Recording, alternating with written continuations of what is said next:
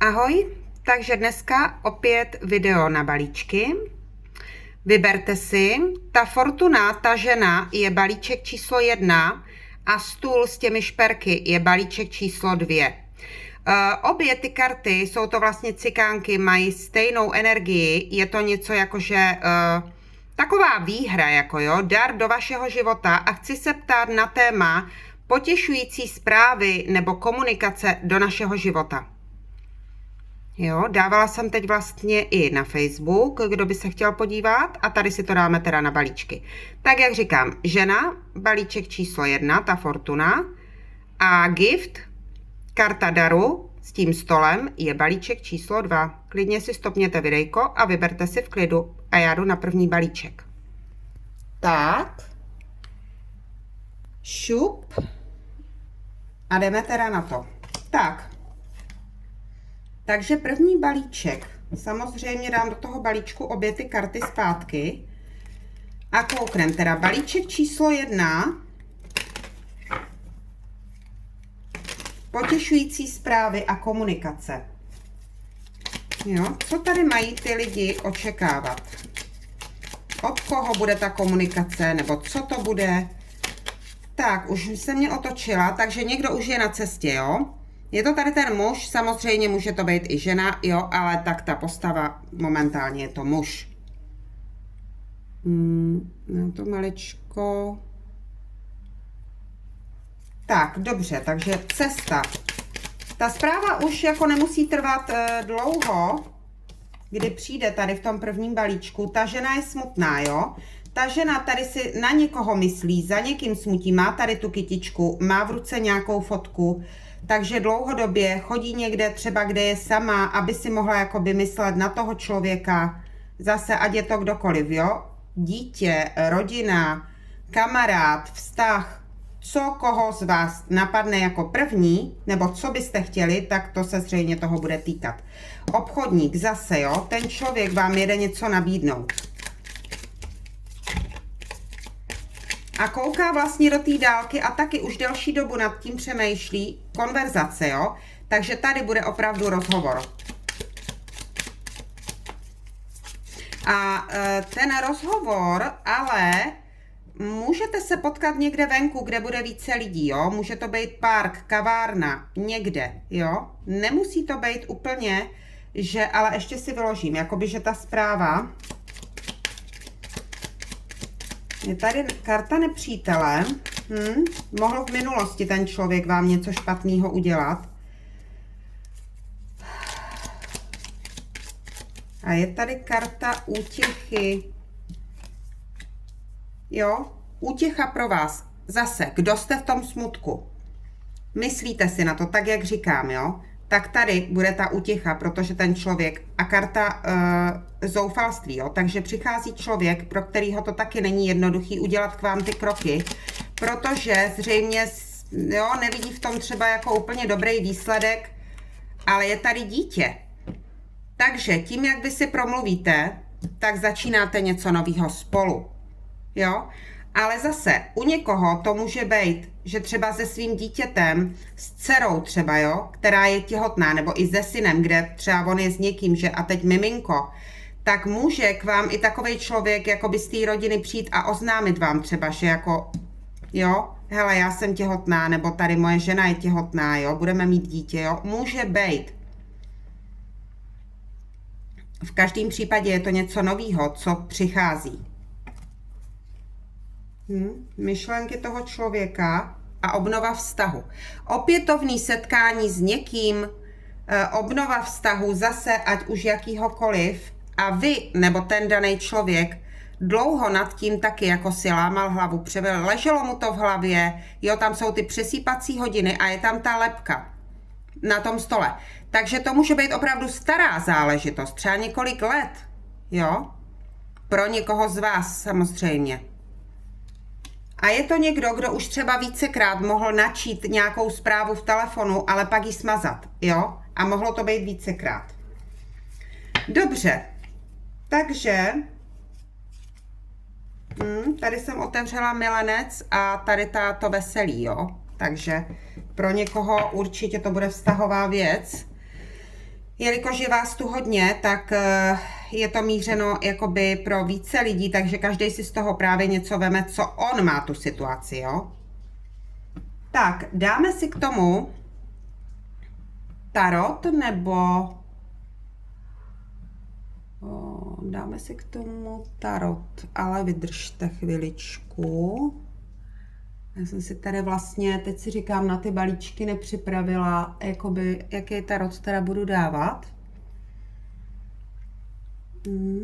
Něco takového všeobecného.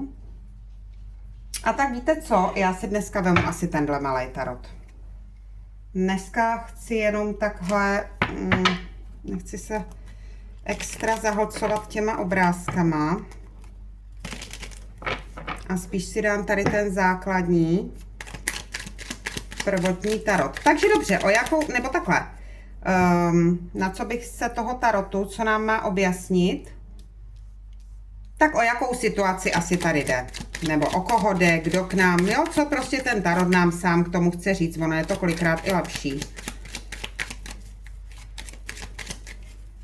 Tak, něco, co už se nepovedlo. Přesně tak. Jo, už jste tam spolu měli nějaký konflikt s tím člověkem, něco nevyšlo, ač jste třeba oba chtěli, snažili jste se, nevyšlo. Ale mohlo být i na základě vnějších vlivů, vnějších, jako nějaký osoby do toho mohly zasáhnout, jo? Nemuselo to být, že jenom vy dva jste se nepohodli, ale někdo další nebo nějaká situace jiná způsobila to, že mezi váma byl krach. Přesně tak, teď přichází vyjasnění na SMčů. Takže to je zase příležitost si to vyjasnit, nebo nějaká zpráva, nějaký hovor telefonní, jo, klidně může být. A přichází to rychle, takže v prvním balíčku to ani nebude trvat tak dlouho, jak jsem říkala na začátku s tím jezdcem, nebo jestli jsem to říkala, teď nevím.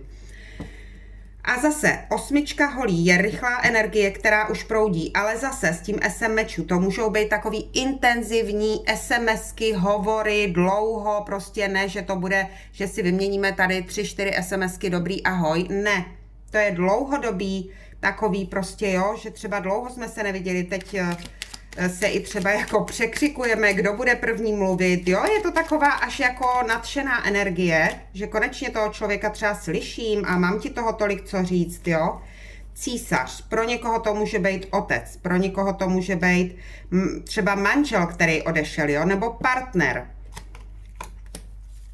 A ten člověk bude mít potřebu se před vámi nějak obhajovat, jo, nebo ne, že obhajovat ve smyslu já nic, já muzikant, já jsem nic neudělal, ale spíš mi to přijde jako, já ti to chci vysvětlit, tenkrát to třeba bylo jinak, ale já jsem, teď vypadám, že jsem to třeba tehdy já zapříčinil, ale jo, bude mít potřebu to spíš vysvětlit, než jako přesně jak říkám, jo, já nic, já muzikant, za to můžou všichni kolem, jenom já ne. Ne, to teď takhle není. Tady vidím velký nasazení toho člověka se nějak buď očistit, nebo, no dívejte se, jo. Potom, jak to nevyšlo, teď 9 poháru. Takže to opravdu z toho jde taková nadšená energie, že se slyšíme, že si, jo, máme si prostě pořád co říct a chceme si říct. Dívejte se, spravedlnost a SMčů. Pravdivý informace, vyjasnění, konečně vím, jak to bylo. Teď si prostě řekneme, vyložíme karty na stůl, pojďme si říct pravdu, jo, nebudeme si tady nic jako zastírat, jo, ale v takový hezký energii.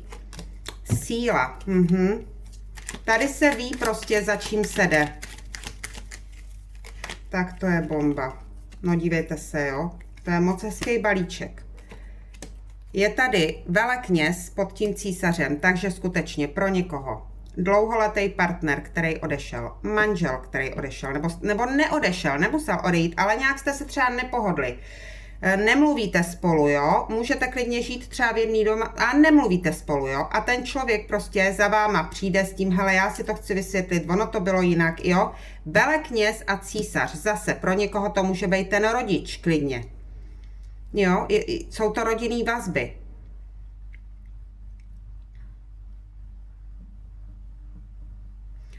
A bylo tady trápení kvůli tomu na obou stranách. Vy i ten člověk. Ale zase s tím veleknězem nemusí to být jenom někdo, že dlouhodobý partner, manžel a tohle, ale může to být někdo, s kým třeba jste vy byli a cítili jste, že to je to správný, to je to pravý, to je ten velekněz, to je ten vztah, který bych já chtěla s tímhle člověkem. Chvíli jste spolu byli, pak se něco stalo a nemluvili jste třeba spolu, jo, nebo něco tam prostě, jo, a teď přichází komunikace, která to vysvětlí, která vás naplní. No tak tady jsou krásné karty, jo, dívejte se. Páže holí.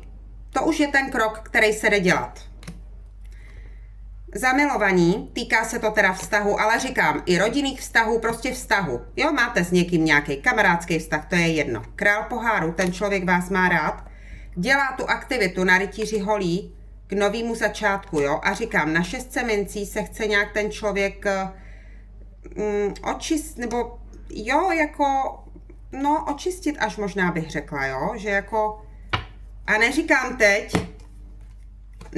teď, že je to úplný nevinátko, aby zase někdo, jo, to třeba nepochopil, že tady jako, to jakoby neříkám, samozřejmě zase těch příběhů je tisíce, že jo, každý má jiný ten příběh, ale zase nevnímám tady nějak toho člověka, že jako pozor na něj, nebo on tady na vás něco hraje, nebo to ne. To si právě nemyslím. Jo, a zase, jak se říká, hoď první kamenem, kdo jsi bez viny, že? Teď mě to tak prostě přišlo jako na rozum, tak to říkám. No, takže to by byl balíček číslo 1. Myslím si, že tenhle i na mě jakoby háže takovou dobrou energii, necítím z toho fakt jakoby nic takového, že pozor. Dobře, tak jo, takže to by bylo pro vás, tak se mějte krásně a já jdu na balíček číslo 2. Ahoj!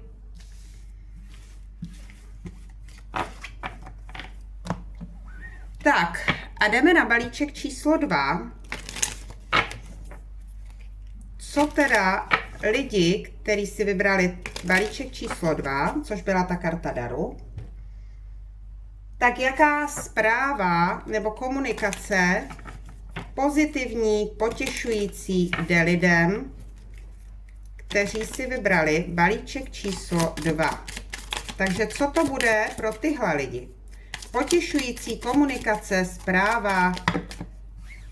Tak, to bylo hodně. Takže jdeme na to. Ale byl tam muž, jako jo, takže. Tak, pokoj. Je to někdo, kdo vám je hodně blízko. Jo, takže nemyslím si, že to bude třeba nějaká vzdálená kamarádka, nebo někdo tak jenom známej, letmo. Je to někdo, kdo vám je blízko vašeho, jako jo, kdo už i jako byl několikrát třeba u vás doma. A je to vdovec. Je to někdo, kdo stále vás má v srdci a v hlavě. Ten člověk na vás nezapomněl, jo? Ten na vás myslel. A vy jste na něho čekali. Takže aniž jste to jeden o druhým věděli, karta zoufalství a myšlenky, tak opravdu oba tyhle lidi na sebe mysleli. Ten člověk, který přichází k vám, je i docela zoufalej z té situace, jak se to všecko jako semlelo, proč se to takhle, jo, co teď? Teď to prostě bude třeba nějak uvést do pořádku, napravit. Starší žena, pro někoho to může být matka. Jo, s maminkou třeba jste nějak špatně, nebo vy můžete být jakoby maminka a právě to dítě k vám jakoby míří, jo? Nebo to může být nějaká prostě starší žena, starší člověk od vás.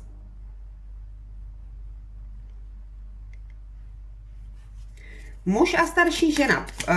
Ten muž, pokud vy jste jakoby ženy, tak by mohl být i o maličko mladší pro některý z vás, ale pro některý z vás je to stejně jakoby starý člověk, už jako ve věku, já nevím, třeba 50 plus, jo? Opětovný setkání. Tady prostě dojde k opětovnému setkání, obnově nějakého vztahu a bude to přínosem, jo? Jako kdyby odměna za to čekání. kdy jste čekali,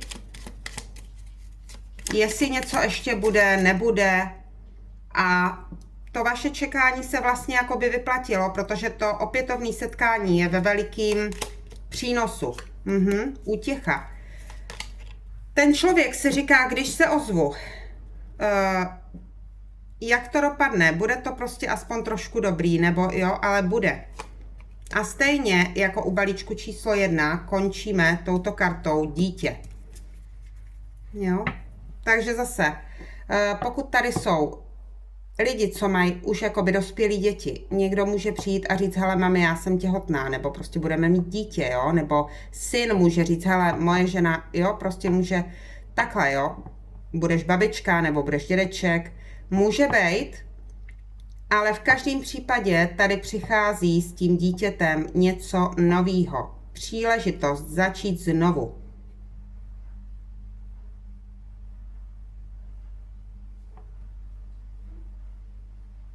Opětovný setkání a obnova vztahu v přínosu. Jo, co máme vzadu? No, to samé, co v prvním balíčku. Smutek a smrt.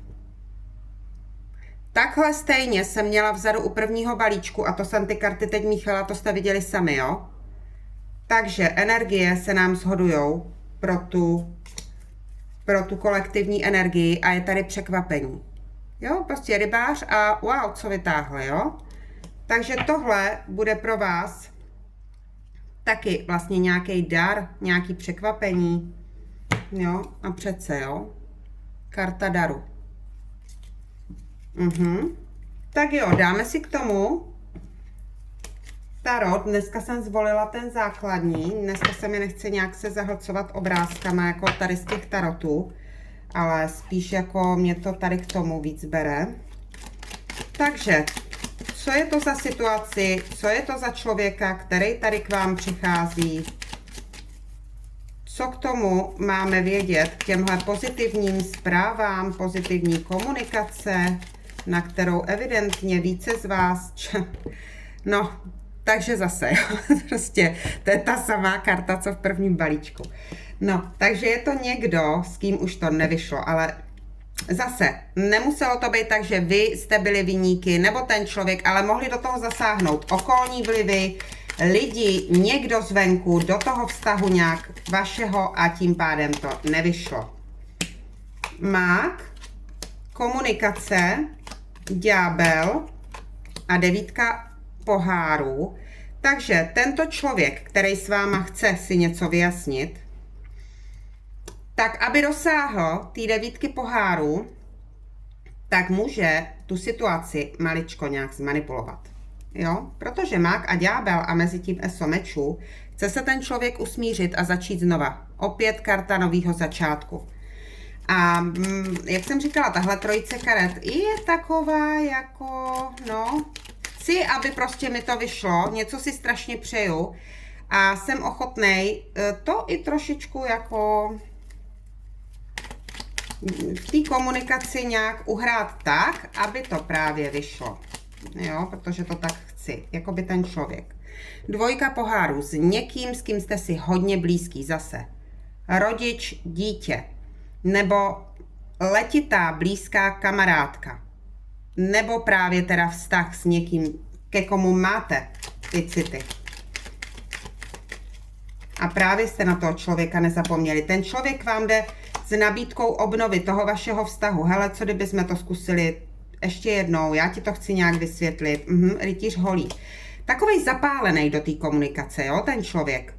Jako nemyslím si, že to bude tak, že napíše 1, 2 zprávy a jako nashledanou, ale spíš takovej zapálený něco vysvětlit, něco si jako vyříkat.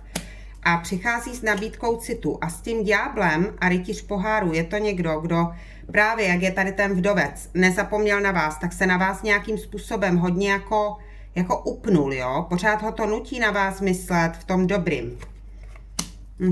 Rytíř mincí, to je někdo, kdo si půjde za svým, za splněním svýho přání a za tím štěstím s vámi dlouhodobě. Jo? A vy tady máte ty svoje myšlenky nepříliš jako hezký jestli se to vyřeší mezi vámi. No tak k řešení tady dochází. K řešení tady dochází určitě. Poslední soudy opět obnova vztahu. Jo? Zkusíme to ještě jednou. Vyřešíme tenhle problém, co mezi námi byl, vyjasníme si to a zkusíme to znovu. A příležitost dokonce na kartě hvězdy tady je. Jo, takže přichází, jo. Přesně, ptali jsme se na ty potěšující zprávy do vašeho života.